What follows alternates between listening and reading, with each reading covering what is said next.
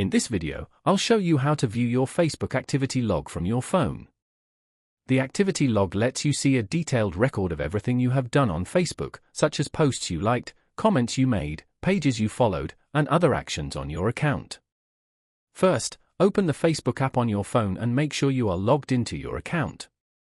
Once the app opens, tap on the menu icon. After that, tap on your profile name at the top to open your profile page.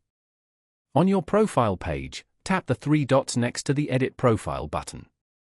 This will open your profile settings. From the list of options, tap on Activity Log. The Activity Log page will now appear and show a list of your recent activity on Facebook. You can scroll through the list to see actions like your posts, reactions, comments, and search history. If you want to find something specific, you can use the filters at the top of the screen to view a particular type of activity such as your posts, tagged activity, or interactions. This helps you quickly review or manage things you have done on your account.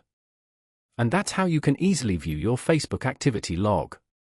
If this video helped you, make sure to like the video and subscribe to the channel for more helpful tech tutorials.